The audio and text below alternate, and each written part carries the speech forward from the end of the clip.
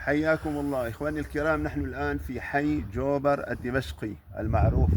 كما ترون هذا المسجد الكبير يعني مدمر. طائرات بشار وبوتين وميليشيات خامنئي دمروا هذا الحي الدمشقي العريق. كما ترون البيوت مهدمة،